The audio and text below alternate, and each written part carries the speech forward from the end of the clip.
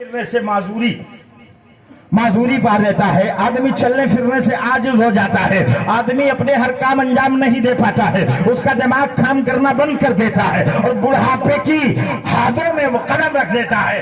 मगर इमाम हुसैन की जवानी का या इमाम हुसैन की दादे शुजाअत का या इमाम हुसैन की अजमत का हाल ये है कि एक घर में कोई इंतकाल करता है तो आहो बुका शोरो गोता से पूरा मोहल्ला झूम जाता है और सब कहते हैं अमा किसी के यहाँ कोई इंतकाल किया है, इलाका मगमूम हो जाता है, सब रंजीदा खातिर हो जाते हैं।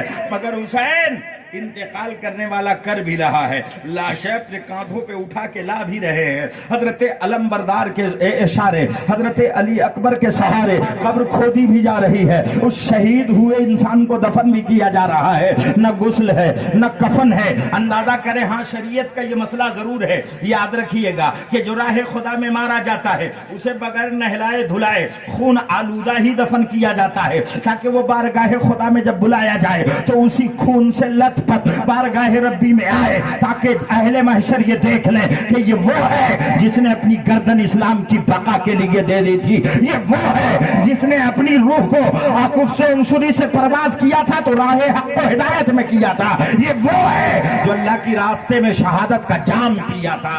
इसीलिए शरीयत का मसला है, राह खुदा में जो शहीद किया जाए तलवार या धारदार वार से उसे मार दिया जाए, उसे गुस्ल नहीं दिया जाएगा, उसे उसी लोथड़े का कपड़े और खून के साथ दफन किया जाएगा।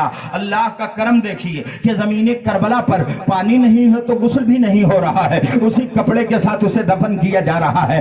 अब लोगों ने अपने खूनों से वजू और तयम्मुम करके तैयारी बना रखी है। अब जब उस लाश को आका हुसैन लाए, उसकी माँ के गोद में डाल दिया, माँ ने अपने आंचल से उसका चेहरा साफ किया, गर्द से अटा था, चेहरे पर कुछ खून पड़े थे, साफ किया और अपनी बहू को बुलाया, कहा ले हमारी मंशा पूरी हो गई, हमारी लाठी हजरत हुसैन की हिमायत में टूट गई, हमारी लाठी हजरत हुसैन की हिमायत में कुर्बान हो गई, मैं शुक्रगुजार हूँ आका हुसैन की कि इन्होंने इजाजत दे दी। अब मैं मैदान महशर में मुस्तफा जाने रहमत को मुंह दिखाने के लायक रहूंगी। जरा ठहरना और दिल के अथाह गहराइयों में डुबकियां लेकर सोचना कि जो बारगाह रब्बी से मुस्तफीज होते हैं उनके दिलों में मोहब्बत अहले बैत डाल दिया जाता है। हुसैन की मोहब्बत से ये दुनिया में शर्मसार होकर अपनी जान तो कुर्बान कर रहे हैं, मगर जन्नत में शहादत का ताज अता करके इन्हें जन्नत में अता डाल दिया जाएगा। हदीस में है कि जो शहीद मरते हैं उनकी जिस्मों को हरे परिंदे का रंग दे दिया जाता है और जन्नत में अर्श आज़म की छत पर ये टहलते रहते हैं, इधर उधर टहलते हैं, इधर से उधर टहलते हैं। अंदाजा करें, जन्नत में हर एक को एक महल दिया जाता है, मगर शहीदों के लिए हदीस शरीफ में है कि अल्लाह कहेगा जा मेरी जन्नत के जिस हिस्से तक तू जहां तक चला जाए जा, मेरी इजाजत है तू चला जा।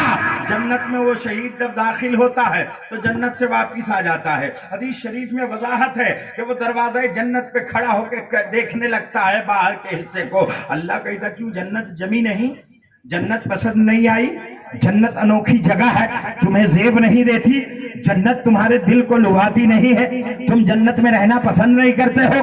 तब वो शहीद कहेगा ए अल्लाह तेरी मर्जी हो तो मैं इस जन्नत में रहूं, मेरी मर्जी हो तो कुछ कहूं। अल्लाह कहेगा बोल क्या कहना चाहता है, तो वो शहीद कहेगा तेरी लज्जत में रानाई है, तेरी जन्नत में रानाइयां बहुत है, लज्जतें बहुत है, लुत्फअंदोजी का माहौल बहुत बढ़िया है, मगर ए अल्लाह मुझे वो मजा तेरी जन्नत में नहीं मिलता जो मैदान कारजार में मिला था, जो गोलों की टापों तलक हम रोते जा रहे थे तो मिला था, तलवारों की धारों से हम काटे जा रहे थे तो मिला था, मैदान कारजान में दुश्मनों से लड़ते वक्त जो लज्जत मैंने उठाई थी वो लज्जत मुझे नहीं मिल रही है। मेरा अल्लाह कहता बहरहाल तुम्हें इसी जन्नत में रहना है, फिर वो शहीद हुक्म रब्बी के मुताबिक जन्नत में दाखिल हो जाएगा। ऐसा हक सिर्फ शहीदों को हासिल है। अंदाजा फरमाइए और गौर करिए, आका हुसैन ने वहाब इब्ने अब्दुल्ला कल्बी की लाश को संभाला और जब उसे दफन करके खेमे में आए तो उसकी माँ चीख रही थी, बीवी रो रही थी। आपने समझाया, बताया और कहा खबरदार अपने आप को संभालो। मुस्तफा जाने रहमत अलैहि तहियत व सना ने ये बशारत दी है कि सब के सब अहले जन्नत होंगे जो राह हक में अपनी कुर्बानियां पेश करेंगे।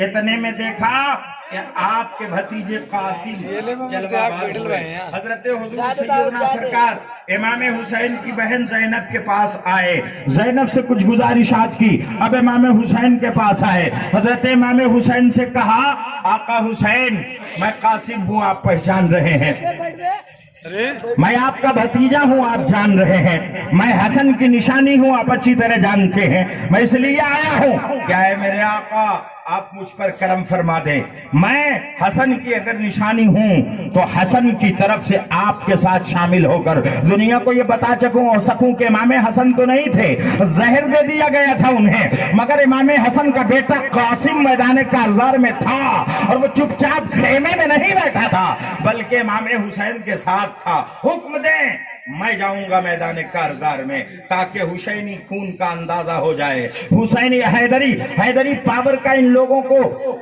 اندازہ ہو جائے، آپ کرم فرمائے مجھے اجازت دے دے۔ حضرت امام حسین نے قاسم کو پکڑا، اپنے سینے سے لگا دیا اور کہا میرے بھتیجے تم میرے بڑے بھائی حسن کی نشانی ہو، ہم تمہیں میدان کارزار میں بھیج کر یہ نہیں چاہتے کہ میرے بھائی کی نشانی لٹ جائے، اما تم یادگار ہو امام حسن کی، جب امام حسن کی یاد میرے دل کو تڑپاتی ہے تو میں تمہیں دیکھ کر بے چین کو چین دے لیتا ہوں، اے میرے بھتیجے تم ایسی باتیں کیوں کرتے ہو؟ حضرت سیدنا سرکار قاسم نے کہا آپ اس بات پر آمادہ نہیں ہیں تو آپ بتائیں میں کیا کروں؟ نبی کریم صلی اللہ علیہ وسلم کے پروردہ حسین اعظم کے دربار سے جب یہ جواب ملا ہے تو حضرت قاسم اپنی پھوپھی زینب کے پاس گئے، کیا بات ہے اما سب لوگ بیٹھئے، اے بیٹا اے بابو کوئی ادھر سے نہیں جائے گا، بیٹھو،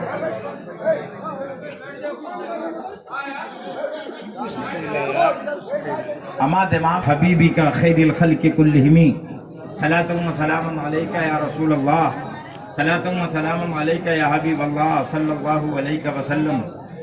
قاسم نے عرض کیا میرے چچا آقا حسین میں اپنے باپ کا اکلوتا بیٹا آپ کے ساتھ کربلا میں ہوں، میں چاہتا ہوں کہ میں اپنی قربانی دے دوں ورنہ امام حسن پر دھبا لگ جائے گا، لوگ کہیں گے حسن کا بیٹا تھا خاموش خیمے میں بیٹھا تھا۔ امام حسین نے کہا تم میرے بھتیجے ہو، میرے بھائی کے دل بند ہو، نشانی ہو، میں نہیں چاہتا حسن کی نشانی کو قربان کروں۔ اپنی پھوپھی زینب سے ملتے ہیں اور کہتے پھوپھی جان آپ نے محبتوں سے پالا ہے، پیار دے کے ہم سب کو اپنے در دولت سے گزارا کرایا ہے، میں عرض کرتا ہوں میری سفارش کرتے، اگر میرے باپ ہوتے تو سفارش کرتے، بابا ہوتے تو علی المرتضیٰ سے گزارش کروا دیتا، نانا ہوتے تو مصطفیٰ جان رحمت سے کہلوا دیتا۔ حسین کیوں نہیں مانتے؟ میرے چچا حسین میری بات سن نہیں رہے ہیں، کان نہیں دھرتے ہیں، آپ پھوپھی ہیں سفارش کر دیں، آپ ہی دادی جائی ہیں، آپ تو فاطمہ زہرا کی جگہ پر ہے، کرم کر دیں، نگاہ ناز فرما دیں، اجازت دے دیں۔ حضرت نبی کریم علیہ التحیۃ والصلوات کے پروردہ مصطفیٰ جان رحمت کے گھرانے کے لوگوں کا حوصلہ دیکھو اور غور کرو کہ رب نے جان دینے پر اس طرح آمادہ کیا تھا تو ان کا گھرانہ کتنا انوکھا تھا۔ آدمی جانتا ہے کہ موت کا وقت فکس ہے، موت کا دن فکس ہے، موت کا ٹائم فکس ہے، پھر بھی قطراتا ہے، بچنے کی کوشش کرتا ہے، تدبیریں لگاتا ہے، مگر یہ بولی بتا رہی ہے، یہ گفتگو بتا رہی ہے کہ راہ خدا میں مرنے کے لیے آدمی حق و صداقت کے ساتھ اپنی جان لڑانے کے لیے پیچھے نہیں رہنا چاہیے۔ یہ سبق ہمیں کربلا والوں سے مل رہا ہے۔ حضرت قاسم کی گزارشات پر بہن نے کہا امام مصیبت تو بہت ہے، آپ کے ابا حسین حسن نے کہا تھا کہ جب بہت مصیبت آ جائے تو میرے بیٹے قاسم کے گلے میں ایک تعویذ ہے، مصیبت کے وقت اسے کھولنا، اگر بارش آ جائے تو دیکھنا یہ کون کون بھگتا ہے، امام حسین کے نام پر اس بارش میں کون کون رکتا ہے، یہ اندازہ کرنا ہے۔ ٹھیک تو سنو، آج آخری رات ہے اور یہ رات برکات کا مجسمہ ہے، عاشورے کی انوکھی رات ہے، اس رات میں جو دعائیں کی جائیں گی قبول ہوں گی۔ اگر میں تقریر کے لیے تیار ہوں تو آپ رکیں، ورنہ آپ بھاگیں گے تو تقریر در و دیوار کو تھوڑی سنائی جائے گی۔ توجہ، اگر حاضر اور آپ ٹھہریں تو میں بات کو آگے بڑھاؤں اور عرض کر دوں، نبی کریم صلی اللہ علیہ وسلم کے بیٹے حضرت ابن امام حسین رضی اللہ تعالی، حضرت امام حسین رضی اللہ تعالی ताला अन्हु से गुजारिशात की गई, सूफी सिफारिश लाई और कहती हैं हसन ने कहा था कि जब मुसीबतें आ जाए तो गले में जो तावीज़ है इसे खोलना, ले आओ मुसीबत आई है। इससे बड़ी मुसीबत क्या है कि हम करबला में भूखे हैं, प्यासे हैं, तमाम शिद्दत की तकलीफें बर्दाश्त कर रहे हैं, चेकअप करते हैं इस तावीज़ में क्या है। हजरत कासिम के गले से तावीज़ हजरत ज़ैनब ने निकाला।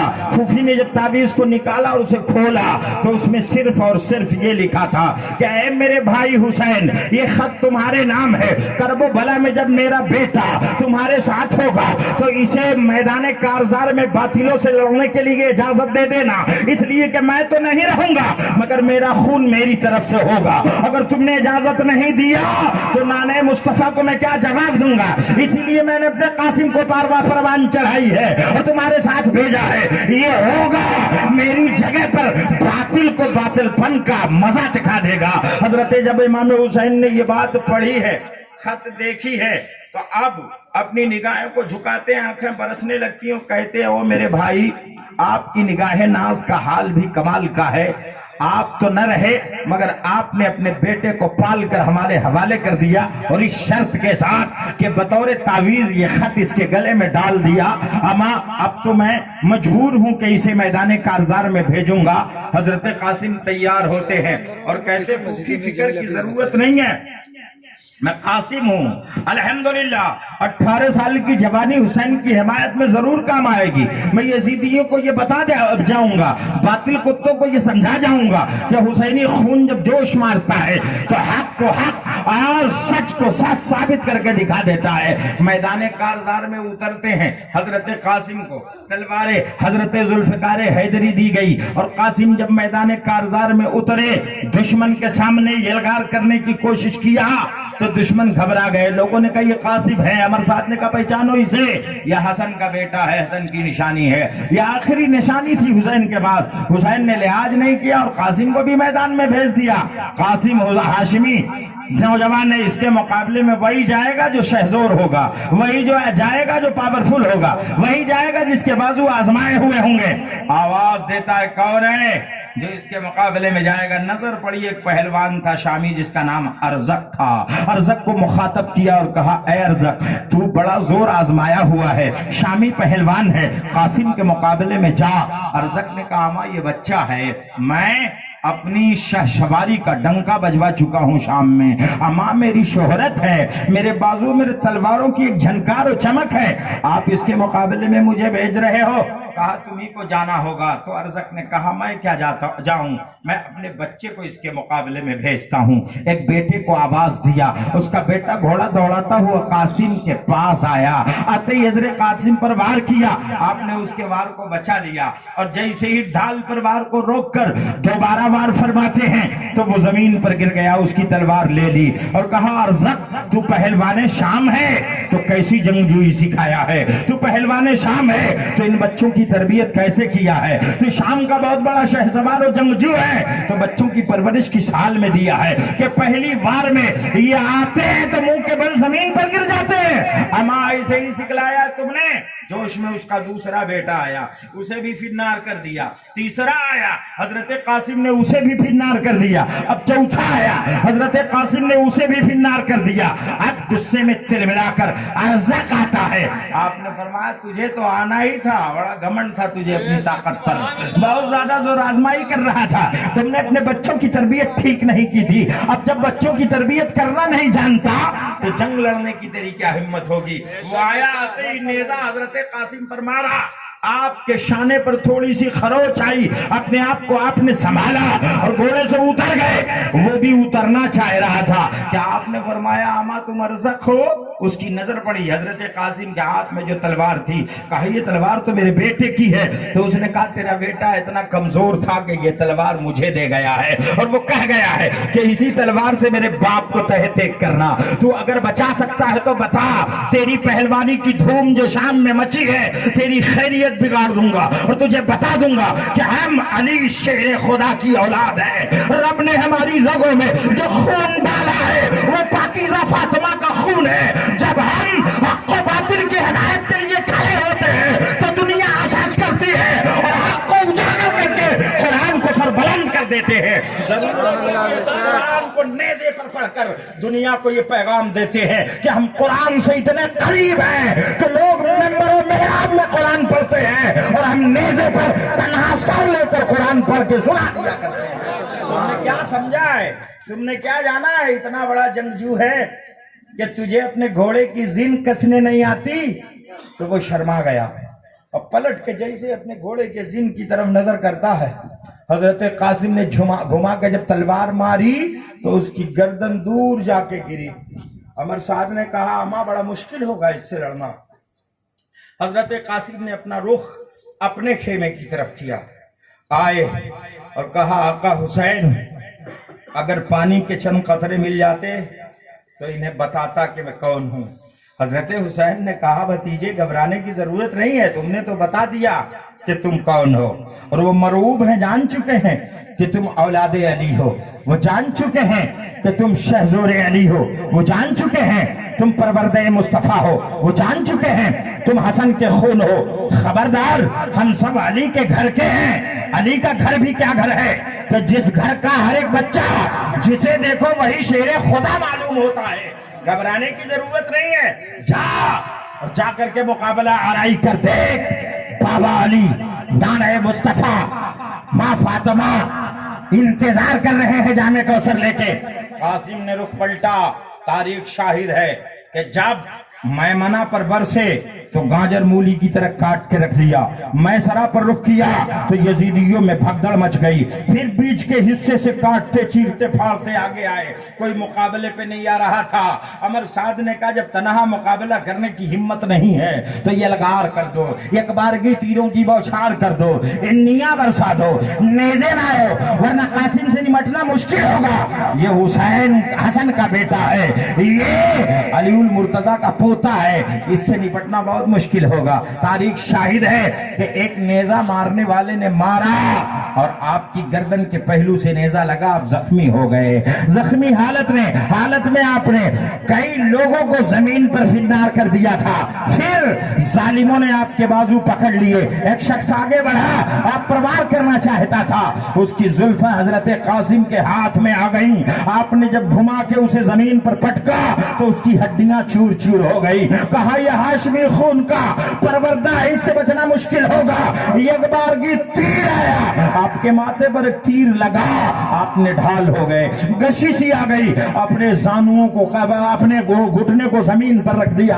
آواز دیتے ہیں چچا جان, امام حسین اپنے بھتیجے کو سنبھالنا.